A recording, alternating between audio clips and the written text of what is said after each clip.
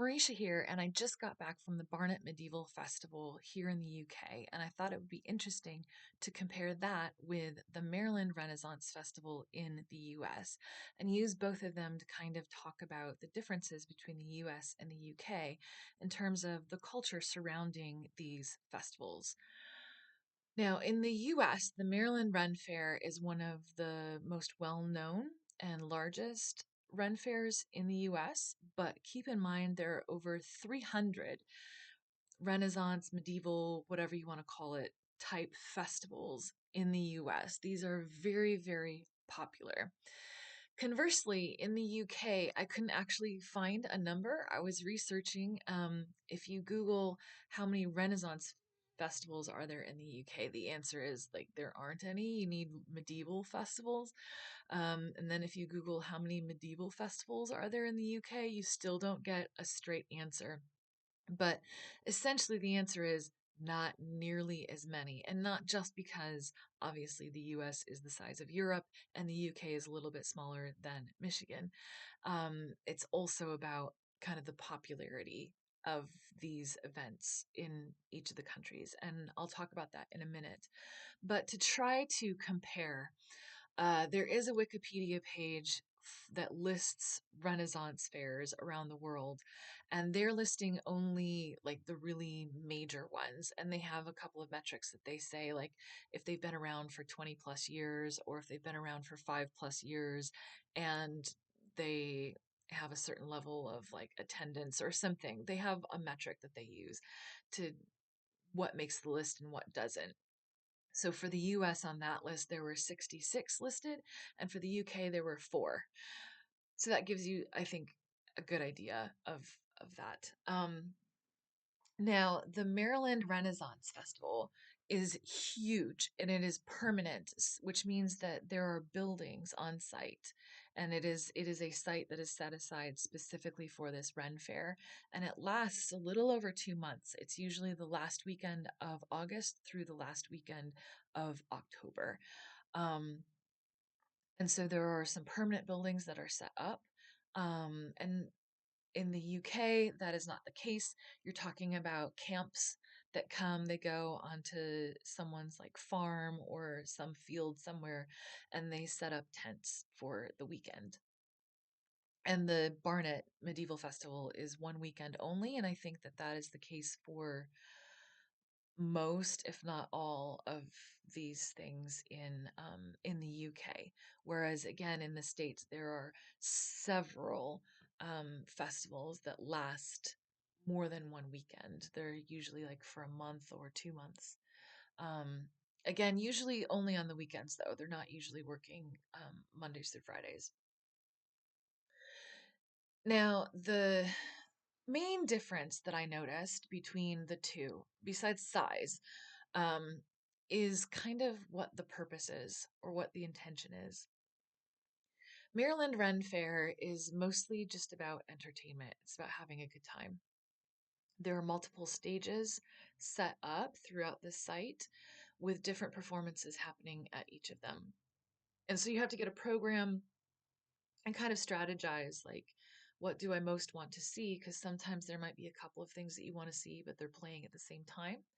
Usually, though, the actors, performers, whatever it is that you want to see, they have multiple shows throughout the day. So usually you can see everything that you want to see if you can strategize it correctly and say, okay, at 1 o'clock I'm going to go see this, and at 2 I'm going to see this. Um, so you have all of these multiple things, and they range from dramatic performances of Shakespeare. Usually not an entire play, it's because it would take too long. So it might be a condensed version of a play. It might be a kind of a satire. It might be the complete works of Shakespeare in 30 minutes, right? Um, they might have magicians, jugglers. There was a sword swallower for many years until he passed away, acrobats, staged fighting like fencing, things like that. So, a wide variety of entertainment. There's an area where they do jousting. And then there are also places where musicians set up, and there are different bands that come and play and at those stages. So, all sorts of different types of entertainment, also activities. You can do archery, there's usually axe throwing, there's a dunk tank, there's a few things like for kids, like a small climbing wall. And then there are taverns to drink, and there's food to eat, and lots of different offerings of food. And most of it is on a stick. It's all supposed to be portable. There's nothing that requires utensils. Um, because I think because there's this idea of like it's the Middle Ages and people didn't use utensils, but more so that it's just that it's practical. There's not a place to sit down and eat much. Utensils kind of get in the way. Then you have to worry about, okay, are we using disposable ones? Are we using real ones? And then what happens with those? It's a whole mess when really you want people to be wandering around and participating in kind of the acts that are going on. And so give them food that they can take with them and eat while they're sitting watching a play or an acrobat or whatever. Um, at the UK one, though, the emphasis is less on entertainment. Not that it's not entertaining, but the emphasis is on history. This is historical reenactments, and they are very serious about getting things right. And so, while at the Maryland Ren Fair, that one is specifically focused on the court of Henry VIII and the actors that they hire to play Henry VIII and whoever his wife is at the time, because each year they pick a different year within his court. They're dressed in accurate period costumes, but that's it. That's kind of all that you have. At Barnet, you have dozens, hundreds really, of reenactors to reenact this battle. Actually, there's a couple of battles that they reenact: the Battle of St. Albans and the Battle of Barnet. Um, Reenacting this battle, and then also historical reenactors who are kind of within the campsite, demonstrating how did people do spinning back then. Um, you can talk to people who will tell you about how they used deodorant, like what they used for deodorant and how they made soap. There was someone who was talking about weaponry. There was a few people talking about weaponry. There was one guy that I saw was talking about arrow tips, and kind of this is the arrow tip that was used to try to pierce chainmail, so it could go through and then burst kind of break the chainmail apart. And then this is how it evolved to then address plate armor, that kind of thing. Um, there was someone who was talking about cooking at the time and kind of demonstrating a typical Middle Ages French recipe. Um, there were historical talks about the life of nobility during the Wars of the Roses. And again, because this was focused on the Battle of Barnet during the Wars of the Roses, that was the very specific kind of time era that this was surrounding in terms of, again, battle and how people were dressed for battle at the time, and also how people were dressed just as plebes at the time. And there was a talk about, again, like I said, nobility, talk about women during the Wars of the Roses, what life was like for women at that time. There was a fashion show that went through the clothes that people wore and explained what they were wearing, what they were called, how why people of different social classes would be wearing what they were wearing, and all very much focused on historical accuracy. In the US, very rarely is there that much emphasis on historical accuracy, if any. There is a debate in the US among people at Ren fairs, like the Ren fair community, about whether it should be mostly like historically accurate. Like, yep, we're going to put on something like, for example, this is during the time of Henry VIII, and so our people are going to be wearing this stuff, versus no, the primary focus is just entertainment. We're just going to, have a fun time. And some fairs even encourage time travel and have people wear different costumes from various time eras or whatever. Now, speaking of costumes, another main difference that I noticed is that in the US, it's not just the people who are working there that are dressed up, but the people who come to visit, right? The patrons dress up. It's kind of like cosplay for history nerds. Only they also are not always historically accurate. Some people do try to find clothing and wear clothing that would be historically accurate to the time, or at least vaguely Renaissance. They might not care that it's like Tudor times. Um, but other people use it as an excuse to just go as a pirate or a Viking or just vaguely like a serving wench or something. Even fairies, right? Like fantasy figures as well. And it's a lot of fun. Most of the people at Maryland Run Fair are wearing some kind of costume. You don't have to wear a costume to go. There are people who are just wearing normal clothes, but for the most part, people are dressed up. In the UK, I think if you see somebody in costume, it's because they are there as a reenactor. Um, the patrons don't. They're all plain clothes. Another difference between the two is the people at Ren fairs get paid. They're professionals, and Ren fairs are kind of like a for profit thing. And there are people who that's their livelihood because they go Ren fair throughout the year. And you can do it in the States because in, summer months, you're in New England and places like that. But in the winter, you can go to Florida and Texas and because they have warm weather and they can have the Ren fairs then. And so you can kind of travel around the country throughout the year as an acrobat or a magician or a kind of medieval comedy troupe or whatever and make a living by going to these Ren fairs because you get paid. In the UK, my understanding is that most of the people who are doing the reenactments are just volunteers. It's just people who just, it's their hobby. They love history. And so they want to come do this thing on an occasional weekend throughout the year. I think really through the summer, realistically. Because it's fun and they like sharing that history with people and teaching people that history. And so you notice that in the price of attendance in the Maryland Ren Fair is $25 admission for an adult, and Barnet Medieval Festival was £10. Um, so even obviously pounds and dollars aren't exactly the same, but so £10 would be maybe $13. So about half the price of what it would cost in the States. Um, and the Barnet Medieval Festival is run by a charity. It is not for profit, and I think that's true of most of the medieval festivals in the UK.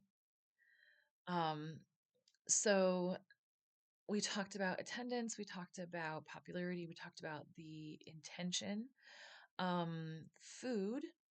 Food that's on offer at Ren fairs in the States. As you could guess, with everything else in the States with food, there's a lot of it for starters. So there are tons of options.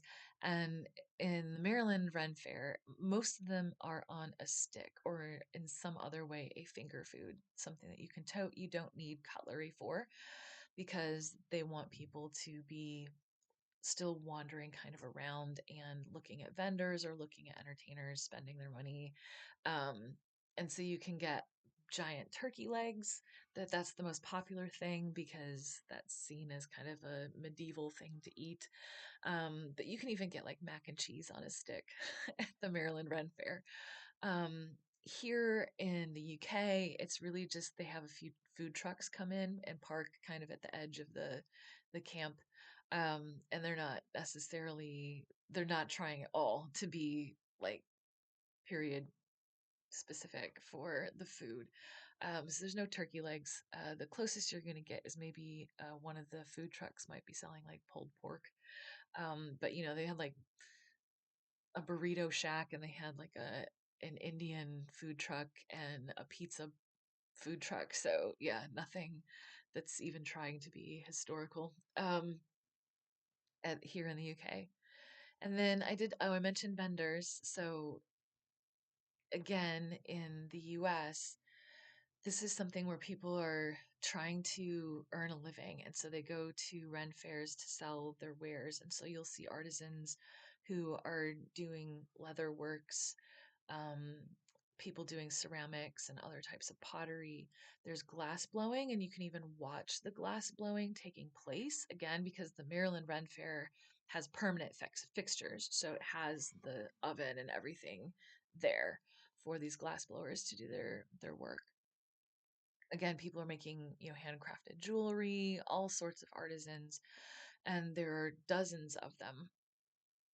And you don't really ever see anything that is like mass produced imported stuff, um except except for there is a booth that sells imports from England at the Ren Fair, because it is kind of tapping into that, like, go back to like the motherland kind of idea.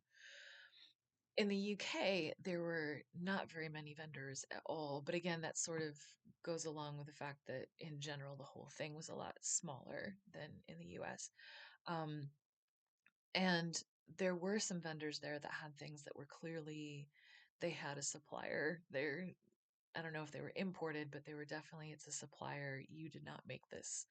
Um, but they did have a fair number of things where they did make it, right? There was a mead company selling mead. There were some artisans selling wooden furniture, and handmade wooden board games for sale. There was an artist who specialized in War of the Roses artwork, and he had a gallery up. Um, so that's kind of, yeah, the main difference is that size affects everything. It affects, what um, vendors are available. It affects what food is available. It affects what kind of entertainment is available. Um, so comparing the two, it's really hard to say that I like one over the other. I like them both because I feel like they're different enough that they're offering different things, different opportunities. And so it is almost like apples and oranges, except that obviously they're both step back in time kind of things. US festivals, it's all about fun. It's all about, like, I'm just gonna go and be entertained and see all these, like, music acts. And actually there's a music act that I really liked that used to go to Maryland Ren Fair called Kadu, and I bought lots of their albums. And that's how I discovered them. I never would have come across them otherwise. Um, and I want to watch a sword swallower and, be entertained or whatever. But here in the UK, I just loved all of the history that I was learning. I'll eat that stuff up. History stuff is really fun. And with the size of the Maryland Ren Fair, all of the offerings that it's able to have as a result of this size, the various entertainment as well as food offerings, etc., it does come at the price of crowds, huge crowds. And sometimes by the end of the day, I'm like, no, I have to get out of here. There's way too many people. I can't take it anymore. Right? This is very much like you kind of have to steel yourself and to deal with it. And then I'm very exhausted by the end of the day as an introvert. Whereas Barnet, it was like, okay, well, there weren't as many vendors to check out. I was a little bit disappointed in that, and the food options not as great. But I wasn't as tired by the end of the day because I was able to see everything. There was never a time where I was like, I have to fight my way through these crowds, or I have a really terrible seat to see anything. Like, I can't see the joust. It's like I'm way in the back or whatever.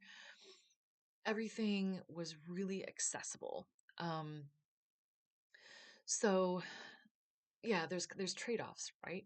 I like them both, is what I'd say. And if you're someone who is interested in these things, maybe you have a better idea. Maybe you're someone who would say, actually, I know I would definitely prefer one or the other. But my guess is that anybody who is nerdy enough to be interested in either one is probably going to like both of them for kind of the same reasons that I do. Um, I just want to talk a little bit more about how history focused the UK ones are, because when I got through the gates, it wasn't very long before someone put this in my hands, which is um, some frequently asked questions about Richard III. And then also someone put this in my hand, which is the Battlefield Trust. They were trying to, raise funds for the Battlefield Trust, which is um, trying to preserve historic battlefields in the UK. And it does just kind of bring home the fact that the run fairs here tend to be like nonprofit charity run fairs that are all about history. And for the reenactment, we had to pick a side. We were assigned side actually to cheer for. And I got Lancaster, so I bought a flag, and they were selling these for £1. And again, it was a fundraiser for the charity. Um, which I really like, that there's that emphasis on kind of preserving history here. And it brings me to kind of a conversation that I had with some of my colleagues when I told them that I was going to this thing, because they had never been to anything like it. And we were kind of talking about US versus UK in terms of these run fairs. And they speculated that the reason it's so popular in the States versus here in the UK, why there's 300 plus of these in the States, is that Americans really want to kind of tap into that history because we feel disconnected from it, right? Like the US as a country obviously does not have medieval history.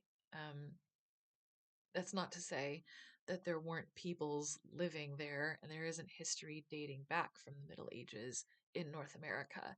But as like a country, obviously, we're not that old. And because we were obviously colonized by the English, in spite of the fact that we are a very diverse kind of multinational background country, there is still that connection to England that I think was strengthened during the World War I and World War II, when we create that special relationship, that there is that kind of harkening back of like trying to get kind of like that reattachment of that historical sense. Whereas here in the UK, obviously, they're living it every day. They're surrounded by castles, and they almost have become jaded about it because, like, oh yeah, we got this castle, it's right there, whatever. We had to go there when I was in year 7 for a field trip and blah, blah, blah, right? Like, it's just like not special to them, I think. And so there's less of that, I think, broad interest. And certainly there's also an element of the Americans very much romanticize that period of history compared to, I think, UK people. I don't think they romanticize it as much because they are focused more on like historical accuracy, right? The US is very much about the Hollywood version of the Middle Ages. Um, that's just, well, not just my idea, but obviously my colleagues and I were talking about this. So some British people that I know, their take on it, and I tend to agree with that. Um, so I guess I would say that I like both. I would love to go to both. And if you are, someone from the UK and you find yourself in the US, I think that you would be really interested in going to an American Ren Fair and just seeing the spectacle and seeing people dressed up, with like pointy fairy ears um, and pirates and all sorts of things. And if you're from the US and you come to the UK, you would be really interested to see the the UK version that is very like historically based and very educational. Like, subscribe, tell your friends how gnarly this channel is, and I'll see you next time.